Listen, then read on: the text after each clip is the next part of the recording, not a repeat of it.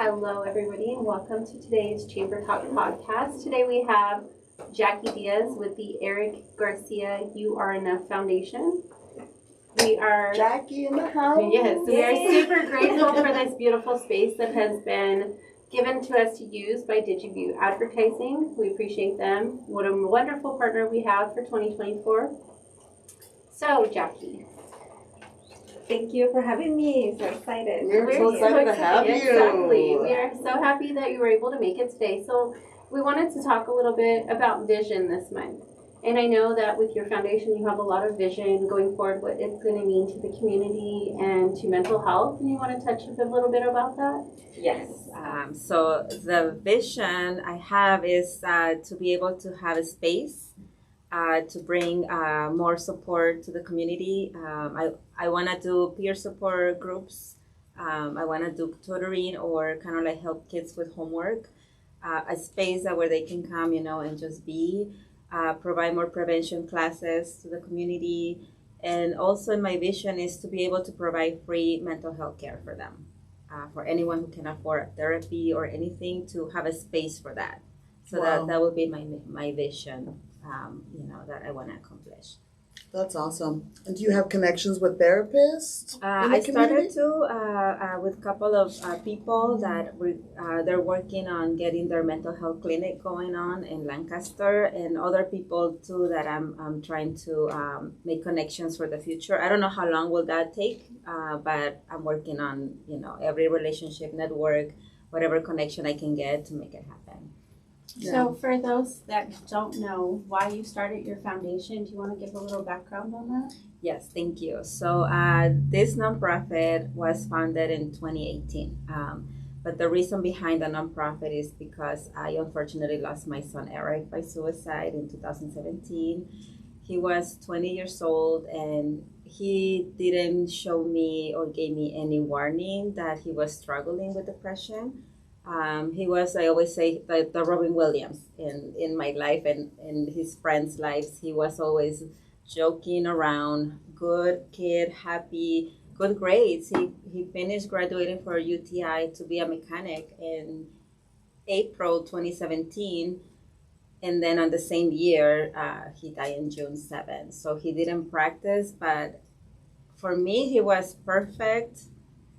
He was enough, he was everything that a mother could ask for, but I didn't see the signs. And the only sign that I know now, because I learned the signs, is that he was moody. He was mad and moody, and I thought he was because he was a teenager, Yeah, teens are just so grumpy nowadays. Yeah. How do you notice? Yeah, we confuse it. So I used to say, "Ay, mijo, you're so grumpy. You're, just a teenager." But I didn't know that depression and anger go hand to hand. So I didn't ask him the question, are you depressed? What's going on? And I wasn't in that environment either. So it took me a long time to forgive myself about that. And I decided to do something. So as a mother that didn't have any history or didn't have any family member or anything to do with mental health, so I wanted to bring awareness. So when I wake up other parents, bring it to the conversation. And so I started doing this, and I'm glad I did. Yes, of course. We're glad you did too. Thank you. That's awesome. We're glad you forgave yourself too, because that's so important, and I'm sure that's a very difficult, hurdle to get over. So Yeah. congrats. You're so inspiring to so many, I'm sure. Me, of course. It's really hard sometimes dealing with mental health, because everybody exhibits their signs differently. For example, my daughter is 14 and she's always grumpy. So if she stopped being grumpy, then I probably would be concerned about her. That's not always the only sign, but that's why they give you a list of different things. Yeah. That's the one I missed with Erick, the one that I saw most. But yeah, there's a lot of signs. And another one that I always tell parents is addiction and the gaming.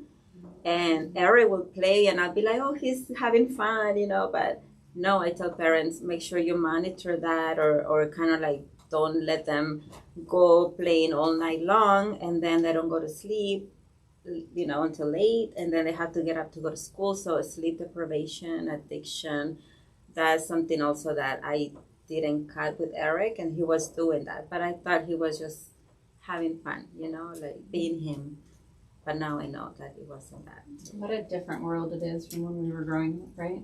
Yeah, so gaming would kind of be their way of escaping reality type Right, of? Oh, wow. And Wow. then they just, they spent Get hours lost and hours. in it. Yeah, because he wrote it on a note. He left a note, and he said there that he will play until 4 or 5 in the morning, and then he'll be like, "Oh, what's the point of going to sleep? I'm just gonna stay up and then go to school or go to work," But that's how I kind of I knew that that was wrong, and more when I started learning about mental health and all the signs and what people do is sleep deprivation, especially for teenagers. It can be a big one.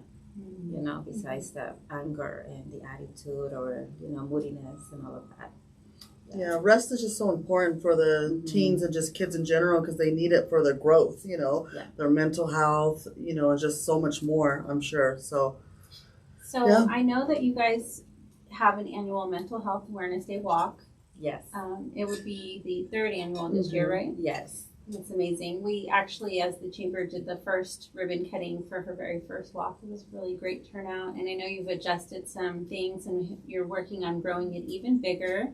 Yes. As well as you have your Suicide Prevention Day, Candlelight Vigil. Is that going to be an annual thing as well? Yes. So this year is going to be every September 10. So this year will be on a Tuesday. And I already reserved the spot. And the walk is going to be October 19. And I'm doing other things like Survivors of Suicide Loss Day.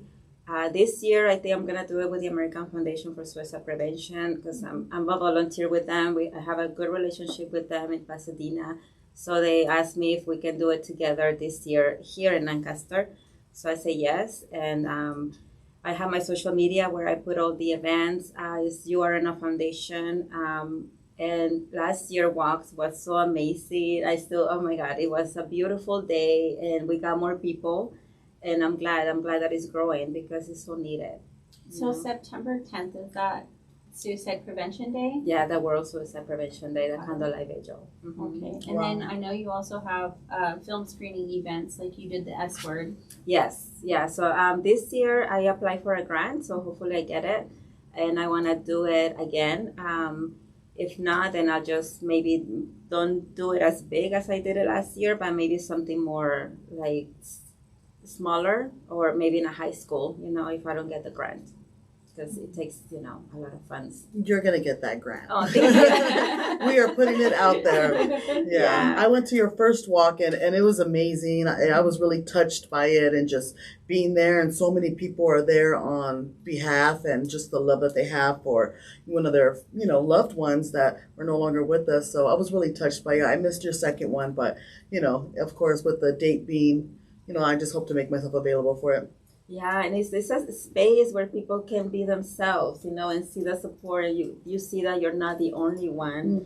Like when something like this happens in your life, regardless of the relationship or, if it's a mother, a son, a friend, you feel really guilty first, and then you feel so alone, and you feel that I'm the only one. But when you go to things like that, to events, and you see other people, you feel so much. The support. The support and the love, and you're like, okay, I'm not the only one, and that's what we need. We need more people to be together and share their story and support one another. Yeah, that's how you uplift heal. them and be there for each other, and just to talk. Sometimes you just gotta talk it out. Like I hate holding things in, so if it blurps out, like I just have to. Yeah, you have to. I really do. It just messes me up, and I can't do it. Yeah, but good. And sometimes I even tell people, just look at yourself in the mirror, because I do that sometimes, and just talk. Because that's, like you say, or go outside and scream if you need to, or punch a pillow. Or write it down in a journal. Yeah, whatever you just did, let it get out. those emotions out. Yes. That's awesome. Yeah, I've heard of that you have those groups where everyone gets together to go scream. Have you heard of that? Yeah, I did. And I heard about another one, which... another activity, but I don't know if I should say it or not. I'll wait. I'll wait when it's done, because sometimes you say it, but it's another activity that I'm looking into it. That also I want to bring a couple of people or maybe a bunch of people and do it. Activities like that. I think a good one is the Smash Room. Oh, yeah. Rosalinda took her daughter and friends there for her birthday. Yeah. I've seen that. Yeah. I took my daughter and her 12 girls to the Smash Room in the Valley, and man, I was like, girls, this is your chance. Like, no judgment, let it out. The emotions, the whatever you guys are, so many people are going through so many things at home that we just are not aware of.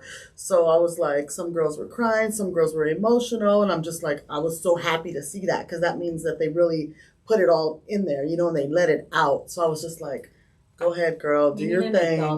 Do your thing. Yeah, pillow fight. But yeah, that's sometimes kids, amazing. they just don't know how to let it out. So, even giving them something like that, I was just glad that they, Yeah, and it's a culture too, because, when you see a kid crying, you're like, don't cry, don't cry. And I tell people, no, cry. You need to cry. We have to start telling people not to cry, because, and also angry when we're allowed to be angry, Mm-hmm. We're not allowed to go beyond that or, being violent or mm-hmm. anything, but it's okay to have a bad day and be angry. Also, that's an emotion that we have, and we have to stop telling people to stop crying, or the kids, stop crying, or don't say that, or just ask questions, like, why are you behaving like this? Why are you saying this? What's wrong? What's bothering you? Yeah. Yeah, it's so important. I remember one time you had this International Men's Day. Oh, yes. And you invited me to go. I didn't because I was like, I don't have any men in my life. My dad passed. I've been single for darn near 10 plus years. I have a brother, but I just don't have a lot of men figure in my life. So I'm like, well, I don't know, why would I go there? I'm a strong, independent woman. I'm a pro woman, But then you explained to me that like men are the most suicidal rate. Yes. And I could just you just really showed me something that I was just like, wow, they have all this pressure, they have the responsibility to be a leader, to be a provider, to be, to have the answers, to get things done, when not only the women need it done, the kids. And I was just like, wow, you really opened my eyes to something that I just never really, viewed it in that way. So I was thankful for that. And I'm just like, wow, I just see it I have now a little bit more sensitive to the men. Oh. Yeah, I like to do things and that's what I wanted to leave Erick's name on the nonprofit, because we shadow men a lot. Mm-hmm. And this everywhere, and I was looking at my phone because I wanted to share some statistics. Like you said, like in 2022, our suicides went up 10,000 people. Wow. So in male, so the total was 49,449. And out of that amount, male was 39,255 and female 10,194. Wow. So men, unfortunately, they die more than women. Women attempt more. They do die by suicide, but men is actually, they don't ask for help. They don't talk to anyone, and they just go and, like Erick, he didn't, tell me, and he just went and did it. But then another thing, they will say something, when someone is in that state of mind, they will say something. They might say it directly or indirectly. Mm-hmm. Like Erick texted his best friend the night before that he was going to kill himself. And his best friend was giving him ideas, like they were texting back and forth how they will do it. And I know this because the police gave me the phone. So they will say something, but if the other person doesn't know what to do, and I talked to his friend. I know his mom. I know him since he was little, and I told him I love him, I forgive him, and I want to make sure he was okay. But I tell the kids, if you hear something, if somebody even joking, just take it serious, because they will say something. It's just that sometimes we don't, Yeah, we have to have the eyes to see, the ears to hear these certain, signs that we're not aware that they're a sign, but they're like such a huge one. So that's great awareness that you're bringing to all the youth and just the community in general. Even to me, I've also learned so much from you, because, it's just important, Yeah, it's parents more and adults, because the kids I know, because I have gone to schools, I know they talk about it. They have posters, they have events, like for May and September, they have events. But for me, it's the parents or business owners, because we talk about in this society, success, and everybody thinks money, right? Power, money. But I always tell people, no, success, it can be a peace of mind and also your mental health, and learn the signs, even if you don't think that you don't have anyone in your circle struggling, still learn the signs, because you will have someone, statistically, we will have one person, all of us, one person that we probably might lose by suicide.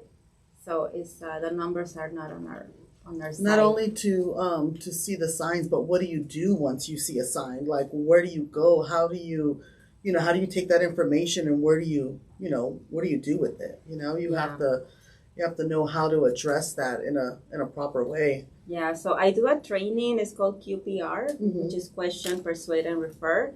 It's just an hour, and what the training does is gives you that. So if you ask someone, are you thinking about killing yourself? And I know sometimes people don't want to say that, and it's a big question. Even with the training, it's a big question. If you don't want to say that, you can say, are you thinking about harming yourself?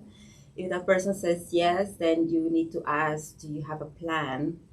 If that person says yes, then you need to get help. And now the number, do you guys know the number? It's a 3-digit for the emergency or the crisis. No, I don't know. It's 988. 988. So instead of calling 911, you call 988 and someone will get on the phone.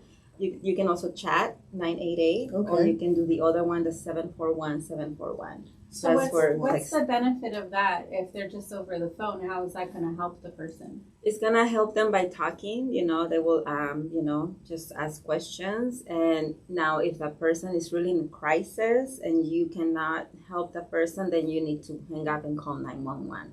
But the first step will be call 988. And just by asking those questions and keep them safe, make sure that you stay with the person and give the full attention. Don't be on the phone and just, a lot of the times, and I will say all the times, they just want to be heard. So don't try to give an advice or say, oh, when I was this way. No, just listen, and validate their feelings. Like say, I don't understand how you feel, because I have suicidal ideation, but I'm not suicidal. So I kind of like understand some. But I can just say, I don't understand how you feel, but I'm here and you can talk to me. Just with that, you can help someone, just listen to them. Yeah. Yeah, I think that's important. Just letting them know that the words that they're saying and the feelings that they're sharing, that, they are being heard, and they're, that the person they're reaching out to cares about those feelings that they're sharing with them. Well, that's important. I think it's a lot of work too. We have to keep an eye on our first responders, because that's a big part of that chunk of men that are committing suicide, and there's been a big string of them lately. Oh yeah. So how do we help them? With them, I guess, like I know I seen some paramedics, the sheriff department, the nurses, doctors, just if you just be compassionate to any field, any person, Or just thanking them for their service, thanking them for, all that they do. And ask them, like sometimes I even go shopping, like, and I see a cashier and I'm like, how are you? And they look at me like, nobody asks that question anymore. And I'm like, yeah, how's your day going? And I see that resemblance, like they feel so alive because you care how they feel. So, but for first responders, I will say, like you said, thank them. So when you see them, if they have events or things like that, maybe go support them. And just learning about suicide, learning about the signs, I think that's how we can change. Just spreading love. I think that's important. Yeah. Spread love, spread smiles. Yes. Yeah. So aside from your Instagram, how would people be able to reach you? Oh, my cell phone, I have the number 661-492-1764. You can also email me. It's info@youareenoughfoundation.org. I have the website, youareenoughfoundation.org. The social media, message me. So there's a lot of ways, and I answer as much as I can the calls. Unless if they're, blocked, sometimes I let it, because sometimes it can be telemarketers. But I'm usually really good in responding right away, you know. Awesome. We are really happy that you were able to join us today. And we look forward to seeing what you do in the community next. Yeah, we're just so glad that you give everyone a no judgment space, because that's just huge. Everybody wants to judge and have something to say about somebody else, but honestly, just let it out. And whoever's going to judge you, I don't really care. Give them that space and no judgment is so important. It really is. Yeah, and like you said, just smile, ask how everybody's doing, be kind, and because I have people that sometimes are rude, but don't take it personal. Maybe wasn't a good day for that person. That's what I started to realize too, because we cannot be happy 24/7, but just be kind. I always try to be extra nice to the rude ones, just to be like, yeah, you're doing great. But yeah, so if you follow me on social media so you guys don't miss the next events. May is Mental Health Month. Then September is Suicide Prevention Month. So those are the 2 months that I'm really, really busy in the community. And whatever I can do, I have resources on the website. I have the 988 also. Like you said, questions like what to do. So there's a lot of information on my website. And remember the 3-digit 988. 988. That's right. Erick Garcia, You Are Enough Foundation. You're awesome, Jackie, for doing this. You really are. And we thank you for coming. And, we're just glad that you're spreading all this awareness and, resources. And if anybody ever needs any help or knows somebody who does, please reach out to Jackie, You Are Enough Foundation. Erick Garcia. Follow her, email her, stalk her. She has some answers or some guidance for you. Come to the events and support, Definitely. Because the more the better, so people are more comfortable, like you said, like saying how you feel. So it's okay to bring a friend. Yeah. Oh yeah, absolutely. For men. So this year I'm gonna do it again. The men's, because I'm gonna support this year. They need a lot of support. The society is not us, but society does. They're supposed to be the strong ones and have it all together, but they're humans just like us. So they don't have. That's so true, because I'm an oldest of 4, and I'm independent, like the strongest, and nobody ever checks up because they know you got it done, or they think that you got it done, and we just have to keep pushing, and nobody ever looks out for the strongest one because they think they don't need it. They got it. They're strong. They're a pillar, but man, it's exhausting. It's exhausting. If I could take one little thing off of my plate, it's such a relief. It's a blessing. You feel so thankful for that help, because sometimes they're not the easiest to ask for help, right? So whenever it's offered, you have to accept help also. Like, it's huge to accept help. So and check on someone, even if they're happy. I always get the phone and I text friends. I have text you like, how you doing? When you don't hear. You, how are you doing? Check on them. I'm the worst at checking on people.